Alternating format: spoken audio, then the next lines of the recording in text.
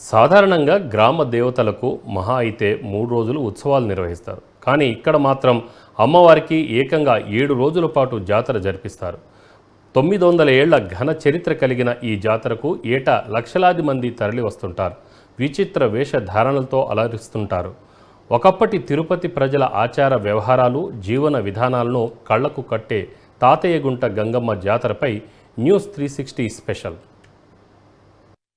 ఆడవేషం పట్టుచీర కట్టుకుని మెడలో నిమ్మకాయల దండతో రిలీజ్ అయిన పుష్ప 2 సినిమా ట్రైలర్ చూడగానే వంటిపై రోమాలు నిక్కపడవడం ఖాయం. ఈ సీన్ చూసిన వారంతా మా తిరుపతి గంగమ్మ జాతర వేషధారణ అంటూ తెగ ఉప్పొంగిపోయారు. తాతయ్య గుంటలో వెలిసిన గంగమ్మకు దేశవ్యాప్తంగా ఎంతో గుర్తింపు ఉంది. లక్షలాది మంది దేశ నలుమూల నుంచి తరలివచ్చి అమ్మవారికి మొక్కులు చెల్లించుకుంటారు.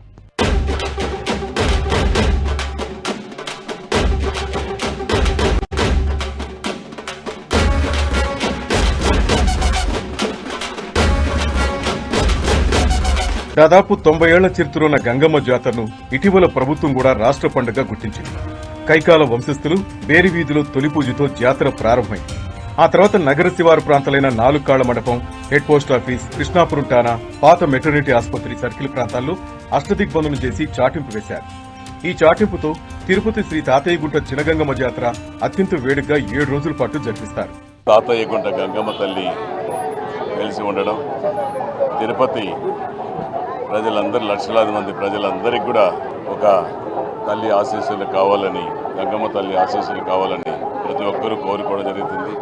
ఏ ఆపదలు వచ్చినా, చిన్న జబ్బులు వచ్చినా, చిన్న ఆపదలు వచ్చినా గంగమ్మ తల్లికి పూజలు చేసుకుంటూ, భక్తులు తీసుకుంటూ ఏ ఒక్క చిన్న మనిషికి అనారోగ్యంగా వస్తే కూడా గంగమ్మ తల్లికి మొక్కులు తీరిస్తే అవన్నీ కూడా తీర్చే తల్లి గంగమ్మ తల్లి. అటువంటి తల్లికి ఈరోజు జాతర సందర్భముగా తిరుపతి పట్టణం లక్షలాది మంది ప్రజలందరికీ కూడా గంగమ్మ తల్లి ఆశీస్సులు కలగాలని. పూర్వం తిరుపతి ప్రాంతాన్ని పాలేగాళ్లు పరిపాలించేవారు. ఆడవారిని మోహించి వారి మాన ప్రాణాలను హరించేవారు. పాలేగాళ్ల ఆగడాలు భరించలేక ప్రజలు అమ్మవారిని వేడుకున్నారని, దీంతో అందమైన యువతిగా ఆవిర్భవించిన అమ్మవారిని పాలేగాళ్లు మోహించి వెంటపడ్డారని అంటున్నారు. ఇదే గంగమ్మ ఆవిర్భావానికి కారణంగా స్థానికులు చెబుతున్నారు. ఈ విషయం తెలుసుకున్న పాలెగాళ్లు అజ్ఞాతంలోకి వెళ్లగా వారిని సంహరించేందుకు 7 రోజుల పాటు రకరకాల అవతారాలెత్తి వారిని వధించారని చరిత్ర. అందుకే ఇక్కడికొచ్చే భక్తులు కూడా 7 రోజుల పాటు వివిధ వేషాల్లో మొక్కులు సమర్పించుకుంటారు.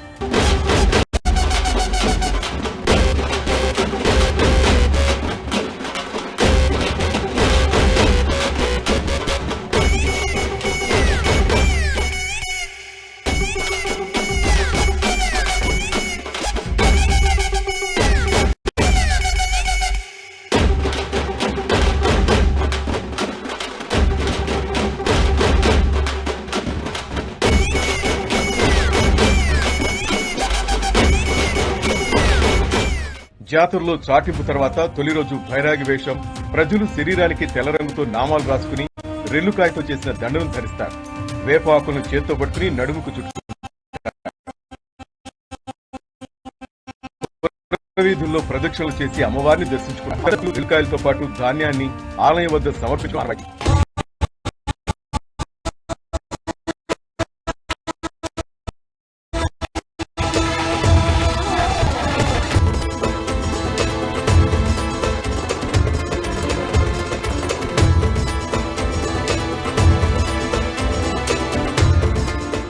రెండో రోజు భక్తులు బండవేషంలో భాగంగా శరీరానికి కుంకుమ రాసుకుని తలకు రిబ్బన్ ధరిస్తారు. మూడో రోజు తోటి వేషం సందర్భంగా శరీరాన్ని బొగ్గు పొడితో అలంకరించుకుని వేప ఆకులతో చేసిన దండ ధరిస్తారు. ఆ తర్వాత మేళతాళాలతో ఆలయానికి చేరుకుని మొక్కులు చెల్లిస్తారు. 4వ రోజు శరీరానికి గంధం రాసుకుని వేప ఆకులు, నిమ్మకాయలతో చేసిన మాల ధరిస్తారు. 5వ రోజు మాతంగి వేషం సందర్భంగా దొరవేషంలో పాలెగాడిని చంపేందుకు తిరిగిన గంగమ్మ తన భక్తురాలైన దళపతి భార్యను మాతంగి వేషంలో ఓదార్చిందని స్థల పురాణం చెబుతోంది. ముఖ్యంగా పురుషులు అమ్మవారి వేషంలో వచ్చి ఆలయాన్ని దర్శించుకుంటారు. 6వ రోజు భక్తులు శరీరానికి తెల్లటి ముద్దుతో విభూతిని పూసుకుంటారు. దానిపై బొగ్గుతో చుక్కలు పెట్టుకుంటారు. తలపై ఒక 1000 కళ్ల దుత్తను తీసుకెళ్తారు. గంగమ్మ జాతరలో చివరి రోజు అమ్మవారు పాలేగాళ్లను సంహరించి అక్కడే శిలగా అవతరిస్తుంది. అత్యంత వైభవంగా తిరుపతిలో జరుగుతూ ఉంది.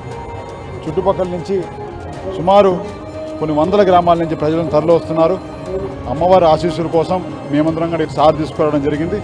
తప్పకుండా ప్రజలందరికీ అదేవిధంగా ప్రతి ఒక్కరికి అమ్మవారి ఆశీస్సులు ఉంటాయని భగవంతుని కోరుకుంటున్నాను. తాతయ్య గుంటలో వెలిసిన గంగమ్మకు ప్రభుత్వం తరపున పట్టు వస్త్రాలు సమర్పించారు. లక్షలాదిగా తరలివచ్చిన భక్తులు గంగమ్మకు పొంగళ్లు, సారి సమర్పిస్తారు. కొందరు భక్తులు డప్పు వాయిద్యాలతో సప్పరాలు ధరించి అమ్మవారిని దర్శించుకుంటారు. జాతర ముగింపు సూచికగా అర్ధరాత్రి తర్వాత ఆలయం ముందు స్తంభానికి గంగమ్మ మట్టి రూపాన్ని తయారు చేస్తారు.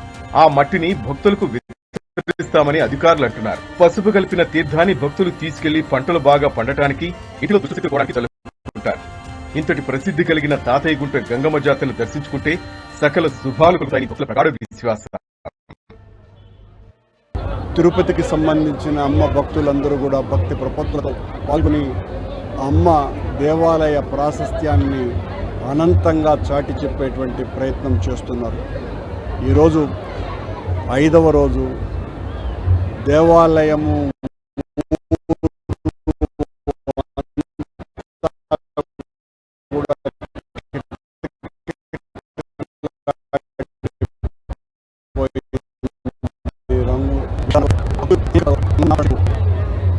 తిరుపతి పురవీధులన్నీ కూడా మార్మోగిస్తూ జై గంగమ్మ తల్లి అంటూ ఈ రోజున అనంత వీధి దగ్గర నుంచి అమ్మవారి గుడి వరకు ఈ శోభయాత్ర జరిగింది.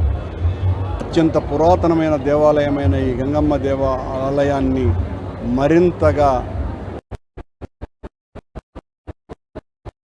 తీర్చిదిద్దటానికి మేము కూడా అమ్మ భక్తులంగా ఎల్లవేళలా కృషి చేస్తూనే ఉంటాం. గత 3 సంవత్సరాలుగా మేము చేసినటువంటి గంగమ్మ దేవాలయ జాతర నిర్వహణోత్సవాలే ఇందుకు ఉదాహరణ.